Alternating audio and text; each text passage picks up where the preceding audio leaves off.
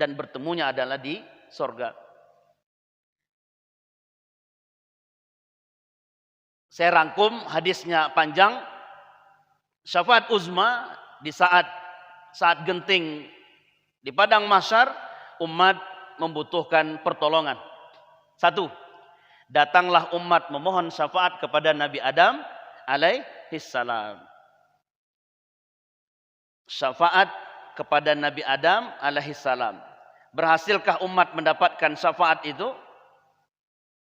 Manusia mulai berdiplomasi.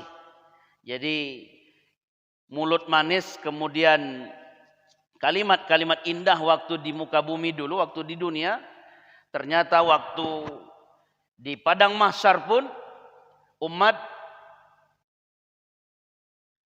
memuji dulu kebaikan para nabi, berharap nanti mendapatkan syafaat. Anta abul bashar, wahai Nabi Adam, engkau adalah manusia pertama, satu-satunya makhluk yang Allah ambil min solsalim min hama'im masnun, surah Al-Hijr. Wa idh qala rabbuka lil malaika inni khaliqum basharam min solsalim min hama'im masnun. Tanah-tanah kering dikumpulkan oleh Allah, panjangnya 60 hasta, ke atas bawah, ke kiri juga, kiri kanan 60 hasta. Segitu Pak tingginya Nabi Adam itu. Jadi kalau masuk laut itu mungkin air laut itu selutut beliau itu. Satu-satunya makhluk yang Allah ambil, yang Allah ciptakan dari tangannya sendiri. Setelah itu Allah tiupkan nyawa, ruh. Engkaulah wahai Nabi Adam. Isfa' lana fi rabbik. Nah, itu kan muqaddimah. Ujung-ujungnya apa? Tolong beri kami syafaat. Mintakan kepada Allah. Kata Nabi Adam, izhabu ila Nuh. Angkat tangan beliau, saya tidak bisa bantu. Pergilah kalian minta syafaat kepada Nabi Nuh alaihissalam. Maka Nabi Adam juga curhat kepada umat, saya dulu pernah berbuat salah. Fawaswasa ilaihi syaitan, qala ya Adam, hal adulluka ala syajaratil khuldi wa mulkin la yabla. Setan mulai meniupkan ketakutan nanti berpisah dengan surga ini. Maka setan berkata, ada pohon. Apabila kamu mendekat kepada pohon itu, apalagi sampai memakan buahnya, al-khuldi, engkau akan kekal di surga ini. Dan engkau akan memiliki surga ini, wa mulkin la yabla, tidak akan pernah lusuh, tidak akan pernah hilang. Kalau presiden, siapapun cuma 1 periode, 2 periode udah selesai. 10 tahun. Saya melanggar perintah Allah. Saya nggak bisa bantu. Maka umat pun beralih menuju Nabi Nuh alaihis salam. Apa kata umat? Adalah nabi pertama yang diutus oleh Allah. Jadi kalau dalam kitab anak-anak kita, dalam buku anak-anak kita, nabi pertama Nuh. Benar itu Pak. Yang dimaksud adalah nabi yang pertama kali berdakwah. Sampai Allah berikan umur 950 tahun. Jadi Nabi Adam lebih kepada pengembangan spesies manusia ini. Maka engkau pun dipanggil oleh Allah dengan abdan syakura. Abdan syakura, awal surat Al-Isra atau Bani Israel. Isfa' lana fi rabbik. Setelah bermanis mulut seperti itu, Nuh tolong kami. Wahai Nabi Allah, Nuh tolong kami. Minta syafaat kepada Allah. Kata Nabi Nuh, izhabu ila Ibrahim. Enggak bisa. Pergi kalian kepada Nabi Ibrahim. Beliau nanti yang bisa beri syafaat. Nabi Nuh pun curhat. Tangan ini dulu pernah terangkat. Allah marah kepada saya. Itu bahasa Nabi Nuh. Belum pernah saya berdoa sekuat, seserius itu gitu. Ketika doa saya Allah kabulkan. Sampai anak saya Kan'an pun digulung ombak di depan mata saya. Satu-satu yang selamat adalah semua yang masuk di dalam kapal itu. Enggak, kata Nabi Nuh, enggak bisa. Kalau ingat saya dengan dosa itu, izhabu ila Ibrahim. Pergi kalian kepada Ibrahim. Sampai di depan Nabi Ibrahim, umat pun mengatakan, wahai Nabi Allah Ibrahim, engkau diberi nama oleh Allah dengan Khalil. Khalil dengan Habib itu susah dicari perbedaannya, Pak. Pilihan tertinggi Nabi Ibrahim. Wattakhazallahu Ibrahima khalila. Lalu isfa' lana fi rabbik. Ujung-ujungnya apa? Mintakan syafaat kepada Allah. Maka kata Nabi Ibrahim, oh enggak bisa. Saya dulu pernah berbohong. Allah marah kepada saya. Nah, itu masyhur dalam riwayat, ya, ketika Nabi dalam Al-Qur'an surat Shafat juga, ketika Nabi Ibrahim ditanya, siapa yang menghancurkan patung ini? Maka Nabi Ibrahim dengan tegas mengatakan, tuh patung yang besar, di lehernya ada kampak. Logika Namrud waktu itu juga bergerak, tajam, cerdas dia. Kok bisa patung menghancurkan? Nah, itu yang sebenarnya diinginkan Nabi Ibrahim. Patung ini tidak bisa bermanfaat, tapi disembah-sembah gitu. Nah, tapi kan zohirnya saya berbohong. Kalau bahasa kitanya strategi itu, Pak. Siasat. Izhabu ila Isa. Kalian pergilah minta syafaat kepada Isa alaihissalam. Umat datang kepada Nabi Isa alaihissalam, lalu berucap, ya, sama dengan ke Nabi Adam tadi. Satu-satunya manusia yang Allah berikan jalur khusus, lahir tanpa proses. Tidurnya suami istri, tiba-tiba Siti Maryam hamil dan melahirkan Nabi Isa. Engkau wahai Nabiullah Isa.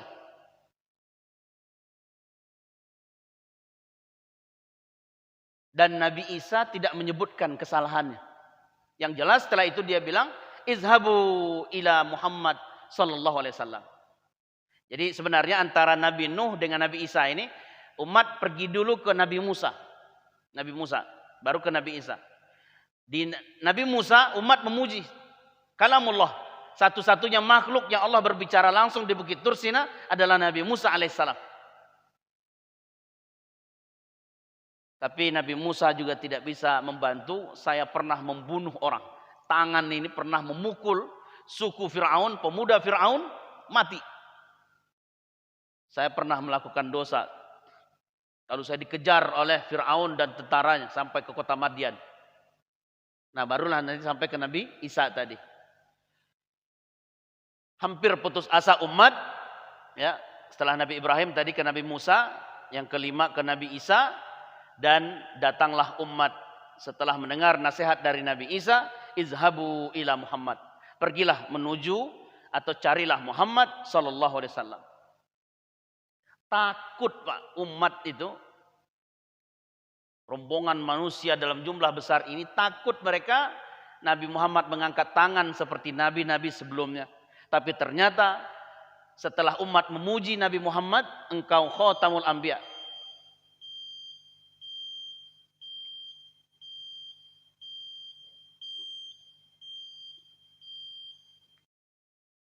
Saya pikir tadi nggak berhenti jam ini. Ya. Kita tambah sebentar, Pak. Sampai mana tadi? Sampai bunyi jam digital. Umat juga memuji Rasul, anta khatamul anbiya, engkau adalah nabi terakhir. Dosamu wahai Rasulullah, wahai Muhammad telah diampuni oleh Allah. Apapun, mau dosa dulu, sekarang atau akan datang. Isfa' lana fi rabbik. Mintalah syafaat kepada Allah untuk kami. Maka Rasulullah sallallahu alaihi wasallam bukan mengangkat tangan, malah bersujud di bawah aras Allah Subhanahu wa taala.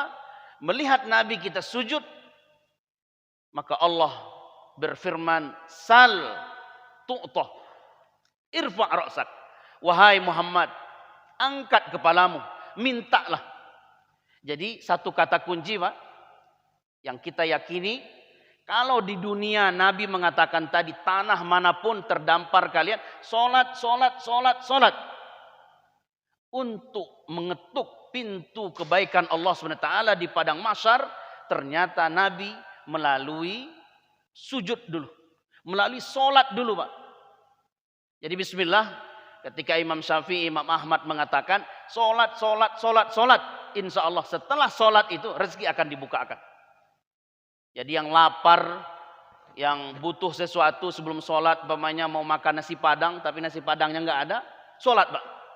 Habis sholat insya Allah ada tetangga yang ngetok pintu itu, Pak ini nasi padang. Yakin kekuatan sholat itu akan mempermudah semua urusan. Ternyata Nabi SAW untuk diberikan oleh Allah syafaat uzma itu, ternyata dengan bersujud dulu, dengan sholat dulu. Maka di saat itulah Rasulullah SAW memberikan syafaat. Bahkan di ujung hadis itu, sampai setipis kulit bawang, ada iman di dalam diri seseorang, Allah akan berikan syafaat. Yang di neraka dikeluarkan dari neraka. Begitu syafaat uzma, dan kita bersyukur betul sebagai umat terakhir, umat Rasulullah sallallahu alaihi wasallam, ya. Ada program syafaat uzma yang Rasulullah SAW sudah menunggu umat di padang mahsyar nanti.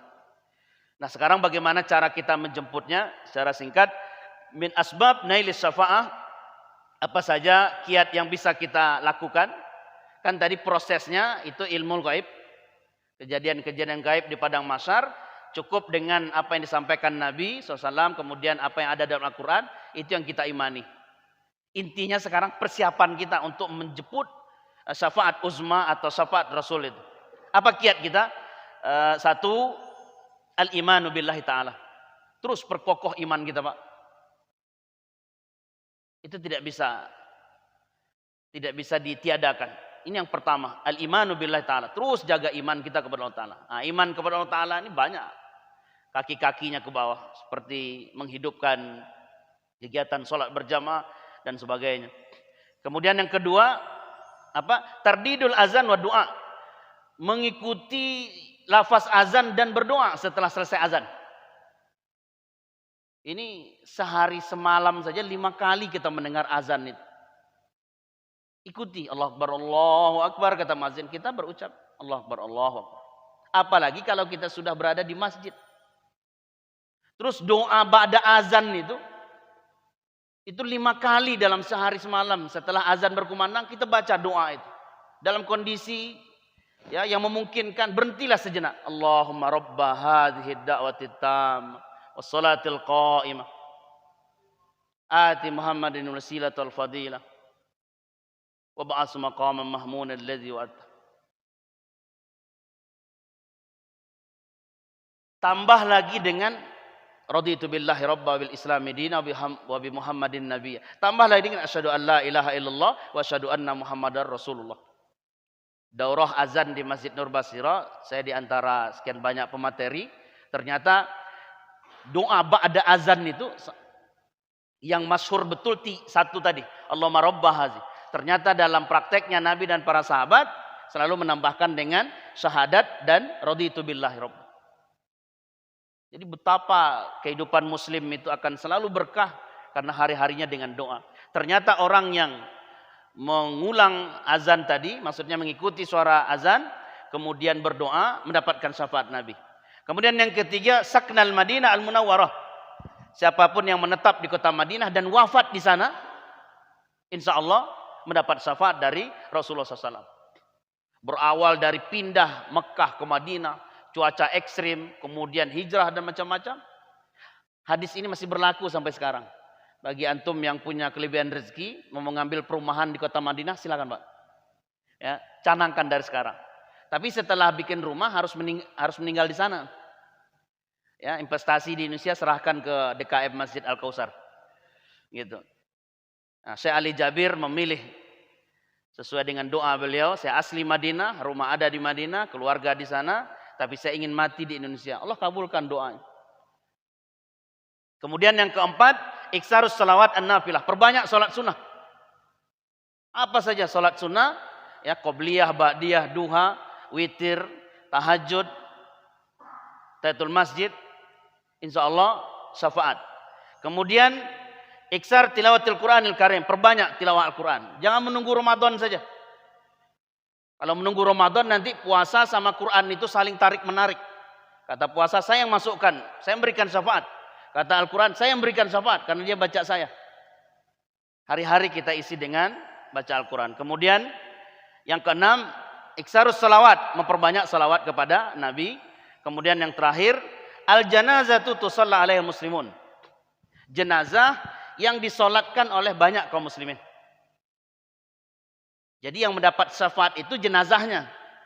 Karena Nabi SAW bersabda, siapapun muslim yang wafat, lalu orang berbaris menyolatkan 40 orang muslim yang baik, insya Allah, maka dengan solat mereka itu, dengan jumlah 40 disebutkan Nabi itu, maka si mayit ini mendapat syafaat. Nah, ini motivasi, ternyata kita butuh kepada tetangga, kepada sesama muslim, bukan hanya di saat hidup, waktu sudah di dalam keranda pun kita butuh mereka untuk menyolatkan kita. Insya Allah mendapatkan syafaat. Tapi ini yang dapat saya sampaikan. Intinya teruslah berdoa agar mendapatkan syafaat Nabi Muhammad sallallahu alaihi wasallam. Tapi barangkali sebelum kita tutup dengan kafaratul majlis, ada pertanyaan Bapak? Atau ada yang perlu didiskusikan? Pas ya Pak? Oke, jam juga sudah berbunyi tadi. Di luar juga mungkin ada sesuatu. Ini yang dapat saya sampaikan, teruslah istiqomah dalam kondisi apapun menjaga agama kita ini, dan pada akhirnya nanti ya di tengah amal soleh, di tengah iman, di tengah takwa yang kita miliki ini, kita berharap mendapatkan syafaat dari Rasulullah sallallahu alaihi wasallam. Amin ya rabbal alamin. Karena kadang terpikir juga bagi kita sholat, kemudian keikhlasan kita menjalankan syariat ini masih bolong-bolong ya Pak ya. Masih banyak yang belum tuntas sama kita gitu. Apalagi kalau sudah datang hari-hari malas itu. Futur namanya, stagnan. Maka Allah ternyata Maha Rahmah, Maha Karim. Ada syafaat dari Rasulullah SAW di Yaumil Mahsyar nanti. Hadanallahu wa iyyakum ajmain. Kita tutup dengan kafaratul majlis. Subhanaka